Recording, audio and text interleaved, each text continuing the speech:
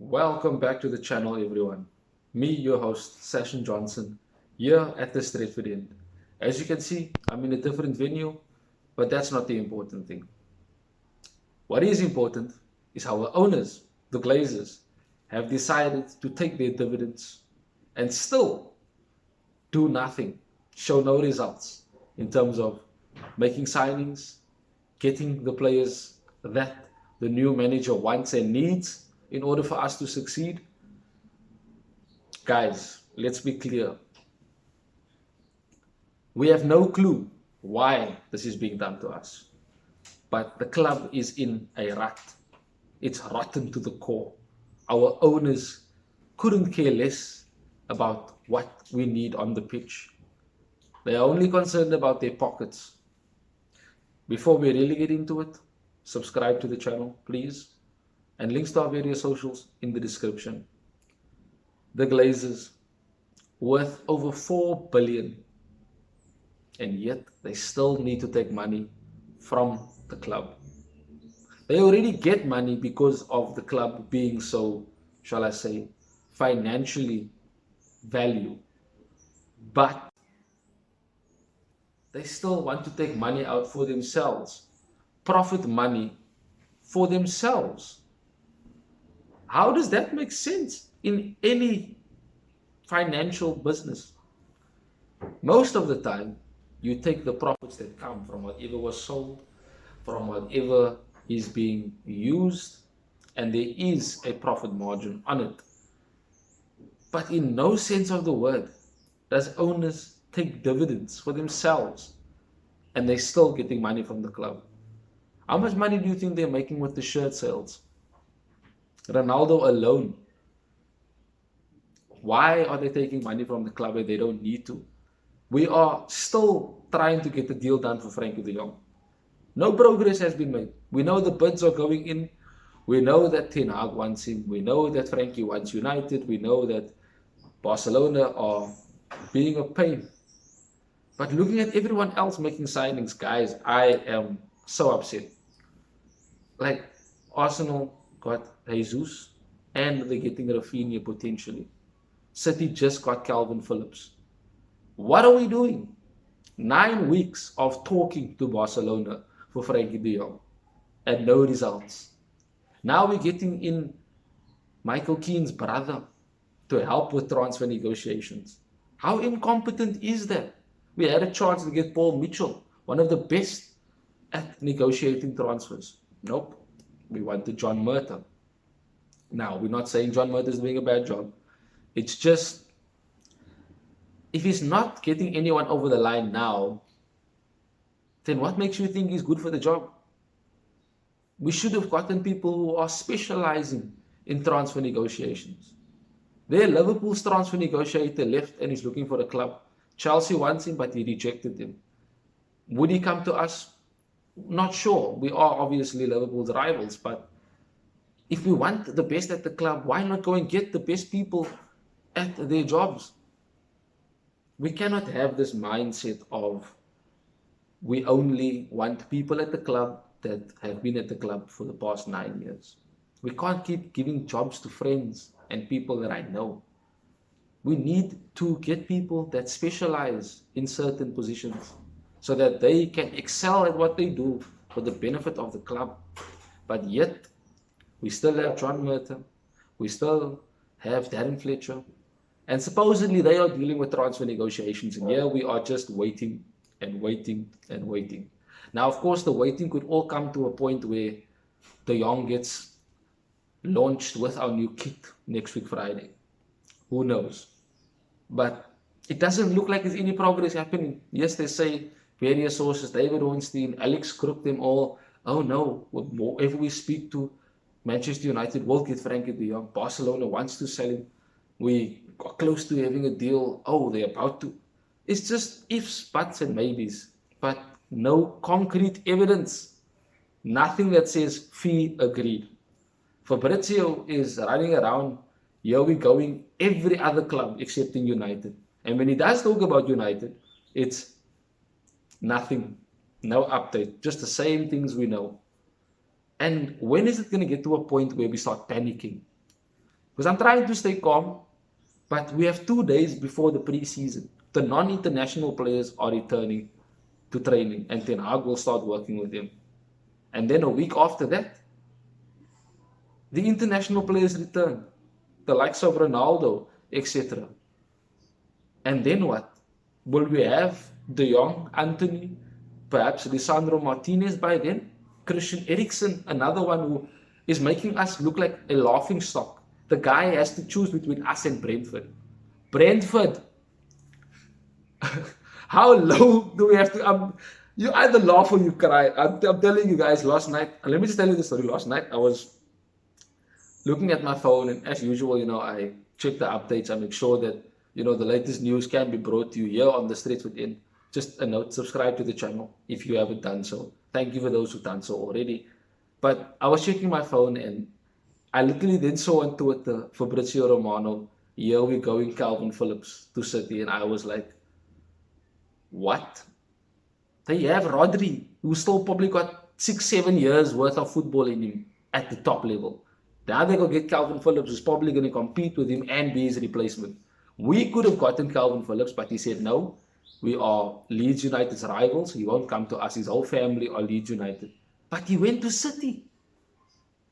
It's the same thing. Manchester City and United are literally in the same area. They're separated by a bridge. Everybody knows that. So him going to City, he's still going to a team other than Leeds United in Manchester. Now you can say it's money. You can say it's Pep. You can say it's a step up from where he is. Point is, we could have gotten him. But maybe Ten Hag thought, you know what? Let's not go for Calvin Phillips. But now we need a defensive midfielder. Do we get Conrad Laimer? He's probably going to say no, because we don't have Champions League. But Ibrahima Sangare is there. Do we want him? Yes. Does Ten Hag know him? Yes. Is the club going to go for him? Probably not. Why? Because he doesn't sell shirts. He's not a financial asset. Frankie de Jong is. That's why the deal's taking so long. I mean, if he comes in and he wears 21, madness in the stores. And yes, he probably is the biggest transfer of the summer. Because everybody thought Haaland going to City was going to be the talk of the summer, but who cares that Haaland's at City now? The hype has died down. Oh yeah, Darwin Núñez went to Liverpool. I guess everyone forgot about that as well. Everyone's focused on the fact that we haven't made any signings yet. Arsenal got Gabriel Jesus, a player that played for City and started at City. Nobody cares. Chelsea potentially has 200 million thanks to Todd Bowley. No one cares. Everyone wants to see what we are doing, but everybody can only see our faults, our mistakes, and our failings. Imagine having to put out there that we're getting in a player who used to play for us, his brother, to come and deal with transfer negotiations.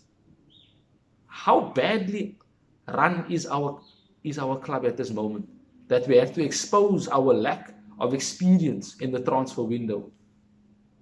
Now, of course, like I said, this could all be a storm that will happen, but then we actually get the point where we are seeing signings happen. Of course, when De Jong comes in, we might actually even be able to get the other signings done. But why do we need to wait for De Jong before we can pursue other targets?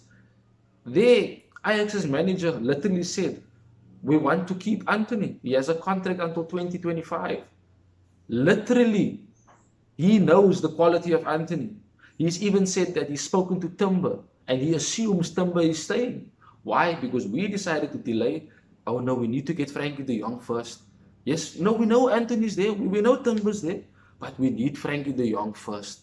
We first want him to get sorted. If Richard Arnold said the money is there, and money is not a consideration for any players that we want, why do we need to go for Frankie de Jong first? And if Frankie de Jong is the target first, pay the money. Why are you delaying? Yes, Barcelona might be playing hardball, but if we have the money, why not pay it? And you know what the funny thing is? Listen to this. I actually gave it some thought. So, we don't want to pay Barcelona's full price. Barcelona doesn't want to pay Lewandowski's full price to Bayern. So we don't get Frankie de Jong, they don't get Lewandowski. But they don't want to accept our bid, and Bayern Munich won't accept their bid. So it's like two armed robbers looking at each other, trying to rob each other. But they both need each other to get what the other wants. No compromise, just, okay, we'll see who's actually going to give in first. Who's going to put their gun down and say, it's fine, you can take what I have, and then I'll take your stuff. Why are we fighting so long for Frankie de Jong? If we are confident enough to publicly say we will walk away, why haven't we done so already? There are other midfielders we can get.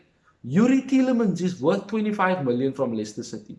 We can literally go and get him. He'll do the same job Frankie de Jong does. Maybe not as good as Frankie de Jong, but still the same job. And we know he's a proven player in the Premier League. And he is quality. For heaven's sake, the man scored screamers against us.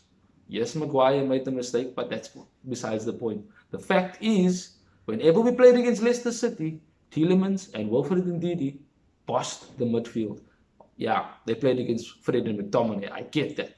But the point is, they dominated midfields. And not just against us. They give Liverpool a run for their money. They play well against City. There have been times when Leicester has won City and Liverpool. And it came down to the factor of the double engine of Ndidi and Tielemans, and of course James Maddison. But there are other midfielders out there that are cheaper.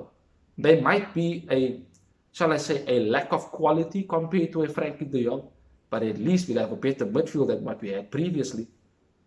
So we need to now understand we have to be patient. Yes. A new transfer team. Yes. Transfer window only been open for 2 weeks. Yes. But other teams have already made up to 3 signings, if not 4. And we are still talking about our first one. Now, of course, there was a report that said all of the deals are in place and we're just waiting for Frankie de Jong to be done. Then we will attack the other targets. But I have a feeling that it might be too late. We might get to a point where Ajax says, nope, the shop's closed. Nobody's leaving. Yes, we said earlier on the price is 80 million, but we're not letting them go now. The only way Anthony gets out then is by putting in a transfer request. We probably lost Timber. Lisandro Martinez, I don't know. It looks very, very vague right now. It's literally like, for those who watched the movie, The Mist, it's like being stuck inside the supermarket and not being able to go outside. But everybody's outside and they already have everything they need.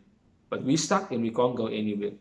But we're stuck because the people who are in charge of us are telling us, no, we'll be fine, yeah, it's okay. We are in control. Don't worry about the others. We're fine. Yet, we are supposed to be closing the gap to City and Liverpool. They've made the gap even bigger. And we haven't even scratched the surface. So guys, let me know in the comments what you think will be happening in the days ahead. Me, personally, it looks very, very, very dark. And I hope that we'll get something positive in this week. But too many times it's been said, oh, deal agreed this week. Oh, you'll definitely be a player for us this week. Guys, let us see what happens. There is nothing more that we can do other than wait and watch. But I am furious, I am upset, and I don't like the fact that our club is delaying things like this. But nevertheless, as I always say, subscribe to the channel, links to our socials in the description. Thank you guys for watching. And of course, I do 100% want to say thank you for those who have shown support to the Stretford End. Thank you for watching the video, and of course, links to our socials in the description. Have a wonderful day further. That is it, me, Sasha Johnson, from the Stretford End. Till we speak again soon, Red Devils. Bye-bye.